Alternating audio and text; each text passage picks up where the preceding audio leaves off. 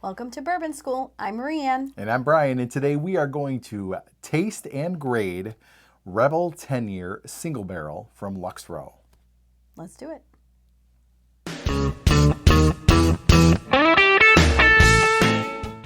Okay, Brian, so we have actually had this bottle in our house longer than when you opened it. Yeah, for a few months now. Okay. So we hosted a bottle share a week ago. We had 8 different bottles, and it was really very well organized. Yeah, who organized that? But we saved this for the bottle share. Yes, so Brian saved it for the bottle share, and it actually wound up out of the 8 bottles, it came in 3rd place. I would also like to add, listen, it takes a lot for me to really compliment Brian, so everybody take this in stride here. No lies detected. Really, to Brian's credit, it was pretty friggin' awesome. Not only did he pick his out of the 8, he got every single bottle right on a blind. It was pretty baller, I have to say. It was pretty cool. And the winner was Bob. Bob Chesbro with the Penelope 9-year. Oh, so good. I mean, it was far and away the best bottle. It was great. But this one did well. I liked it. I don't know, when I tasted it the first time, I don't know that I liked it as good as a couple of the Rebel picks we've had, the cast strength picks. But I figured we've been away from it for a week now. We haven't had it. Also, we haven't drank in a couple of days. Yeah, we haven't had bourbon in a couple of days. So we're back to it now, and hopefully kind of with a fresh palate, I guess. Yeah. Couple of vitals about it. It is only 100 proof. So that was one thing that kind of stood out to me. But again, because I had some really good bottles of Rebel, I wanted to give it a try. Yeah, I think that's interesting that you picked 100 proof for a bottle share. It was barrel. The barrel was filled on 3/2010. So while it says age 10 years. Oh yeah, that's 14. This is like 14 years. Oh, interesting. So that's kind of cool. Yeah. I like that. I like the way they list that on the front of the bottle. Yeah, it's got the barrel number on it. It's cool. And so on the back, it says, handcrafted according to our original time-honored wheated recipe since 1849. Rebel single barrel is aged a full 10 years to provide a rich, rebellious flavor. Ooh. Single barrel process creates a flavor profile unique to each barrel.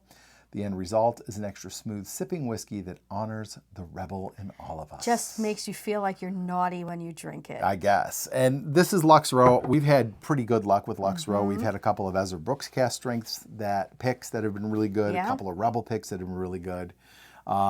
They get that. The Rebel is the one that I said reminded me of Roman meal bread. Oh, right. Like that bagged wheat bread that I used to have my sandwiches on when I was a kid. And it was really good. So anyway, let's give this one a shot. About time. He did a lot too much talking. Too much talking. Let's give it a shot. It smells really good. It smells great.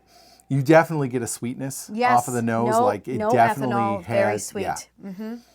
I'm sorry. I really talked right over you. No, you're fine. I don't care. Lauren does the same thing. So rude. Here we go. I'm just a man. My God.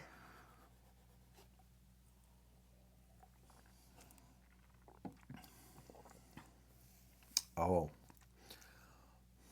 See, that to me is better than when we had the bottle share. And yeah, because you really, I mean, even though we timed the rounds, we drank and we ate in between, it still was a lot of bourbon to consume. And I think this was the 5th or 6th sample we had. Yep. Like it was a bit into the bottle share. We had already had 4 or 5 samples. So it was, by then, you don't necessarily pick out all the nuance of every bottle. And I don't usually anyway. But it really, your palate is a little tired at that point. Yeah, for sure. Okay.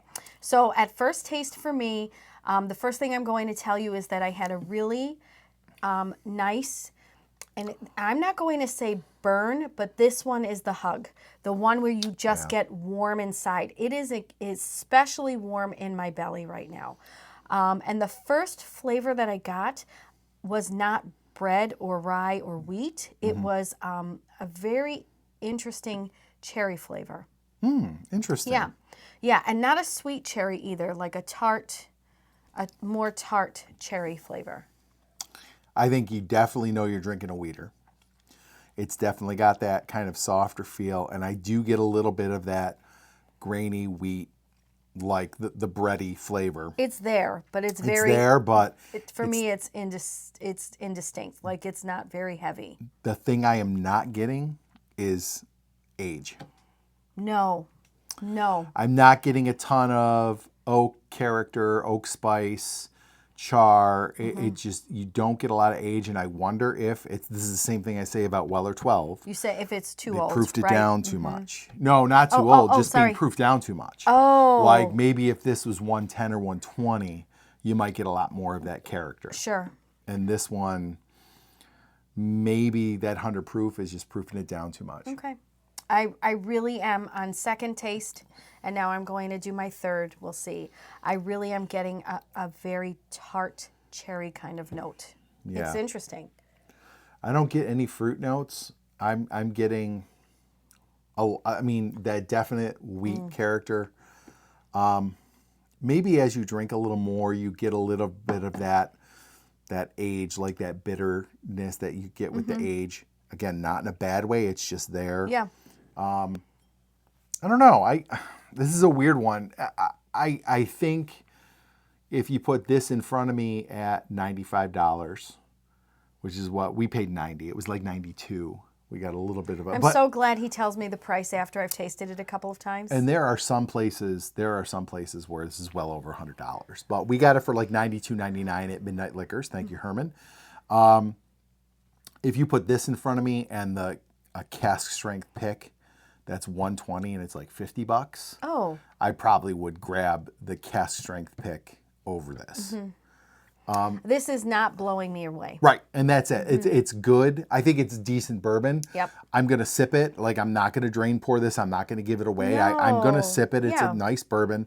But I don't know that it really impresses you and seems like a $100 bottle to me. No, for sure. So I would say the things that I like about it, again, is that I get that nice warm feeling, and it's warm. It's not a burn. It's a warm feeling in my belly.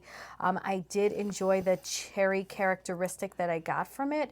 But I don't know if you were giving me a pour for the evening, if I would ask for this. No, I'm positive. I wouldn't say, hey, can you get me the Rebel?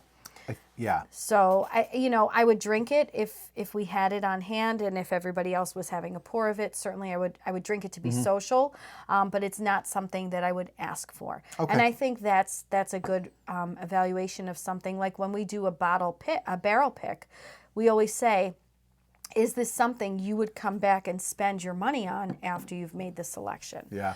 And for this, it's not something I would ask you to pour for me. I think I like the flavors in it. I want more of it.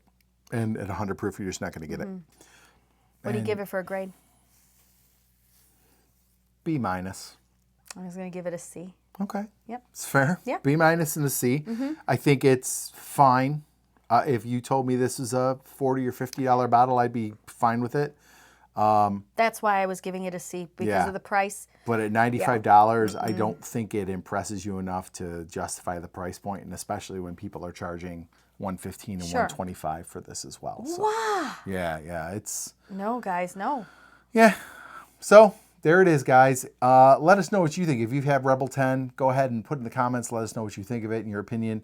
And if you like this video, please like, subscribe, share, and hit the bell for notifications. So you never miss another episode of Bourbon School. Cheers. Let's go get a cask strength this week. Let's go upstairs and have something better. Yeah. Cheers, guys. Cheers.